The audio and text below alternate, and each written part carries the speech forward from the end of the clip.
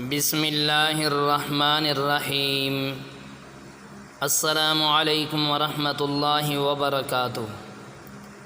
معزز سامعین کرام، حضرت یونس علیہ السلام کی دعا، جسے دعائے ذوالنون بھی کہا جاتا ہے، یہ قرآن مجید میں سورۃ الانبیاء آیت نمبر 21 اور 87 میں ذکر ہوئی ہے۔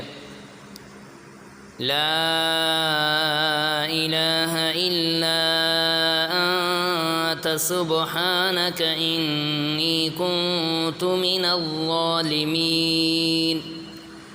ترجمہ: تیرے سوائے کوئی معبود نہیں، تو پاک ہے، بے شک میں ہی ظالموں میں سے ہوں۔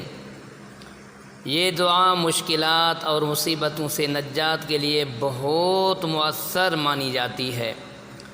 معزز سامعین کرام، دعائے یونس جو حضرت یونس علیہ السلام نے مچھلی کے پیٹ میں اللہ تعالیٰ سے کی تھی، بہت فضیلت رکھتی ہے اور مصیبتوں سے نجات پانے والے کے لیے پڑھنے کی تلقین کی گئی ہے کہ اس دعا کی فضیلت اور برکت کے بارے میں احادیث میں بھی ذکر موجود ہے۔ معزز سامعین کرام، حضرت محمد صلی اللہ علیہ وسلم نے فرمایا کہ جو بھی مسلمان اس دعا کو پڑھ کر اللہ سے دعا کرے گا، اللہ تعالیٰ اس کی دعا کو قبول کرے گا۔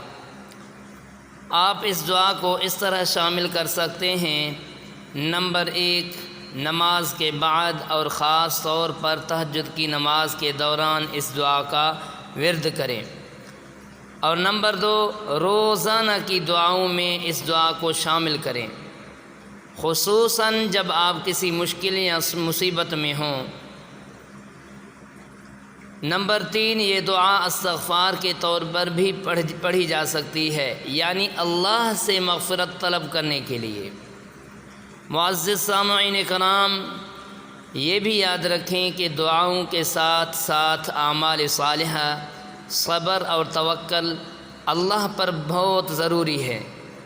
دعا کے ساتھ اللہ کی رحمت اور مدد کی امید رکھیں اور اپنی کوششیں جاری رکھیں۔ معزز سامعین کرام، دعائے یونس کی مزید تفصیل اور رہنمائی کے لیے یہاں کچھ نکات اور اعمال پیش کیے جا رہے ہیں۔ نمبر 1، دعائے یونس کی اہمیت۔ حضرت یونس علیہ السلام نے یہ دعا مچھلی کے پیٹ میں اس وقت کی تھی جب وہ مشکل میں تھے، اور اللہ تعالیٰ نے ان کی دعا کو قبول کی۔ اس دعا کی فضیلت کے بارے میں رسول اللہ صلی اللہ علیہ وسلم نے فرمایا ہے کہ جو بھی مسلمان اس دعا کو پڑھے گا، اللہ تعالیٰ اس کی دعا قبول کرے گا۔ معزز سامعین کرام، نمبر 2، دعائے یونس کو معمول بنائیں۔ یہ دعا دن میں متعدد بار پڑھی جا سکتی ہے، خاص طور پر فجر اور مغرب کے بعد، مشکلات، پریشانیوں یا کسی اہم کام سے پہلے اور بعد میں اس دعا کو پڑھنا مفید ہے۔ نمبر 3، استغفار اور توکل۔ اس دعا کے ساتھ ساتھ استغفار اور اللہ پر توکل کو بھی اہمیت دیں۔ یہ دعا اللہ کی وحدانیت اور پاکیزگی کا اقرار کرتی ہے اور اپنے گناہوں کا اعتراف بھی ہے۔ استغفار یعنی استغفر اللہ کو بھی اپنے روزمرہ کی دعاؤں میں شامل کریں۔ معزز سامعین کرام، صبر اور استقامت۔ مشکلات میں صبر کا دامن تھامے رکھیں اور اللہ کی مدد پر یقین رکھیں۔ حضرت یونس علیہ السلام کی دعا ہمیں یہ سکھاتی ہے کہ اللہ تعالیٰ ہر حال میں سننے والا اور مدد کرنے والا ہے، چاہے حالات کتنے بھی مشکل کیوں نہ ہوں۔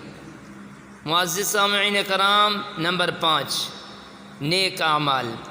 دعا کے ساتھ ساتھ نیک اعمال کرنے کی کوشش کریں، جیسے کہ نماز پڑھنا، روزے رکھنا، صدقہ دینا اور دوسرے لوگوں کی مدد کرنا۔ قرآن کی تلاوت کریں اور اس کے معانی پر غور کریں۔ معزز سامعین کرام، اس دعا کی معنی اور اس کے پیغام پر غور کریں۔ یہ دعا ہمیں اپنی غلطیوں کا اعتراف کرنے اور اللہ سے مدد طلب کرنے کی تعلیم دیتی ہے۔ اللہ کی رحمت اور مغفرت پر یقین رکھیں اور اس کی رحمت کو حاصل کرنے کی کوشش کریں۔ یہ رہنمائی انشاءاللہ آپ کو دعائے یونس کے فوائد حاصل کرنے میں مدد کرے گی۔ اللہ تعالیٰ آپ کی دعاؤں کو قبول فرمائے اور آپ کی مشکلات کو آسان فرمائے۔ معزز سامعین کرام، ویڈیو اچھی لگی تو ویڈیو کو ثواب کی نیت سے صدقہ جاریہ سمجھ کر آگے شیئر کرنا مت بھولیے گا۔ السلام علیکم ورحمۃ اللہ وبرکاتہ۔